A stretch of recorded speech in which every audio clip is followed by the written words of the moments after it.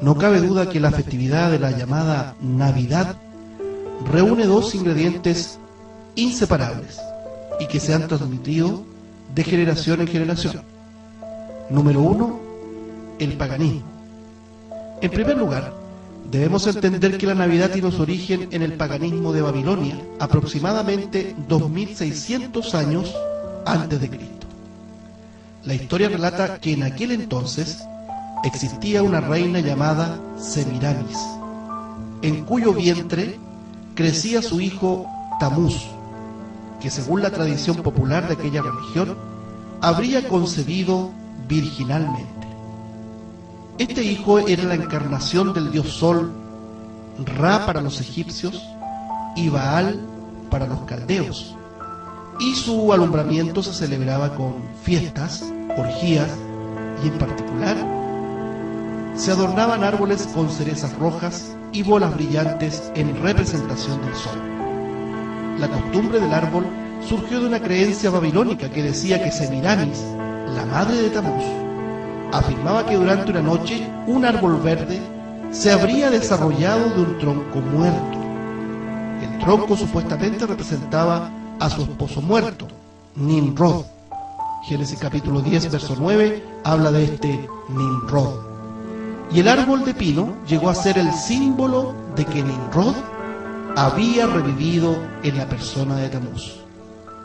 Antiguas civilizaciones adoraban el árbol considerándolo como símbolo ideal de la vida.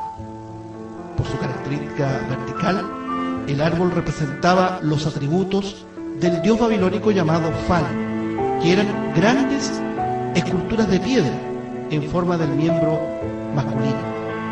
Por esa fecha se popularizó mucho el culto de la madre y el hijo, elevándose a ambos a la estatura de divinidades. A Semiramis le llamaron la reina del cielo. Según otros pueblos, esta fue adoptando varios nombres, tales como Astarot, Astarte, Venus, Isis y Diana. Y a su hijo Baal se le llamó Tamuz. Las Santas Escrituras revelan la errónea actitud del pueblo de Israel, que frecuentemente se inclinaba a estos dioses. Por ejemplo, en Jueces capítulo 2, verso 3, en Jeremías capítulo 7, verso 18, o en Ezequiel capítulo 8, verso 14. No cabe duda que el paganismo de Babilonia trascendió las fronteras, asentándose con mucha fuerza en el politeísmo del Imperio Romano. Es ahí donde se celebraba el día 25 de diciembre como el Festival de Invierno, en conmemoración del alumbramiento de Tamuz, el dios Sol encarnado. Esta festividad iba acompañada de orgías, desenfrenos y una gran inclinación hacia el valor de la amistad, lo cual se demostraba con intercambio de regalos y presentes. Para aquella fecha también surgió la costumbre de adornar las puertas de cada casa con coronas de flores y hojas verdes, y por cierto la práctica de adornar un árbol con frutas y decorativos alusivos al dios Sol. Esta era la fecha del solsticio de invierno, y el centro de todo era recordar y celebrar el nacimiento de la divinidad solar, cuya concepción se habría realizado, según la tradición, en la Virgen Matriz de la Reina del Cielo. En segundo lugar, está el ingrediente de la religión. Más tarde, cuando fue establecido el catolicismo romano, bajo las falsas pretensiones religiosas del emperador Constantino, aproximadamente en el año 325 después de Cristo, toda la mezcla del paganismo babilónico y romano fue introducido deliberadamente al cristianismo. La antigua Semiramis, Astarte, Astarot o Diana pasó a llamarse Virgen María, y a la encarnación del dios Sol, Tamuz, Baal o Moloch, se le llamó Jesús. El Festival del Solsticio de Invierno, celebrado cada 25 de diciembre de cada año, pasó a ser la fecha oficial del nacimiento ya no de Tamuz, sino que de Jesús. Y la antigua costumbre de la entrega de regalos y presentes fue acomodada en relación a la experiencia que tuvieron los magos al visitar al niño Jesús, entregándole, entre comillas, regalos. El antiguo árbol que la religión de Babilonia adornaba en celebración del nacimiento de Tamuz pasó a llamarse árbol de Navidad. ¿Será coincidencia o misteriosa trascendencia todo esto? Saque usted sus propias conclusiones.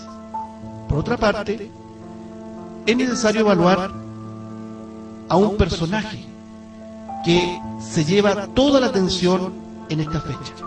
Me refiero al afamado viejo pascuero.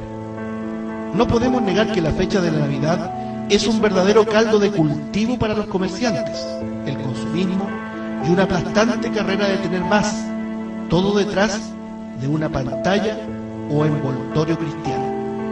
Qué curioso resulta meditar que los mismos que pregonan la Navidad de Cristo exaltan y defienden al omnisciente, omnipotente y omnipresente viejo pascuero. ¿Por qué? Porque Él lo sabe todo, todo lo puede y está presente en todas partes. Este personaje, que tiene los mismos atributos de Dios, fue introducido a la tradición popular por el catolicismo romano. El sacerdote católico Nicolás, obispo de Meira, en el tiempo del emperador Diocleciano, en el siglo IV, entre todas sus prácticas religiosas, acostumbraba en época de Navidad a dar regalos y presentes a los niños. Luego de su muerte, la Iglesia de Roma lo elevó a los altares, y desde ahí que pasó a ser San Nicolás o Santa Cruz, a quien todos los niños esperaban ansiosamente para recibir sus regalos en época navideña. Más tarde, este San Nicolás adoptó el nombre de Papá Noel, que proviene de la raíz francesa, que a su vez deriva del latín natalis o natal, o sea, Padre de la Navidad. Este Papá Noel trascendió hasta Occidente y ya en época contemporánea fue introducido en diversas historias que hablaban de su origen, relacionándolo con el Polo Norte, con la participación de gnomos y renos que lo trasladaban en su tarea de repartir regalos por todo el mundo. Más tarde, la empresa multinacional Coca-Cola tomó a este popular personaje y lo vistió con sus colores corporativos. Y es ahí donde se produjo una verdadera explosión y propagación de la creencia en este super ser, que a la verdad no les regala a los niños, sino que los premia, ya que estos deben portarse bien y hacer méritos para obtener el presente en Navidad. Enseñanza claramente visible en todas las religiones paganas, cuyas prácticas consistían en que la gente obtenía los favores de los dioses merced a las buenas obras, méritos, mandas o autoflagelaciones. Para nadie es un misterio saber que el viejo pascuero ha pasado a ser el protagonista en una época que los mismos fundadores de esta fecha la catalogaron como Navidad del Señor, y que, como acabamos de analizar, no es más que una fecha pseudo-cristiana.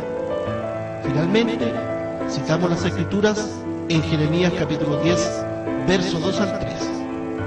No aprendáis el camino de las naciones, porque las costumbres de los pueblos son vanidad.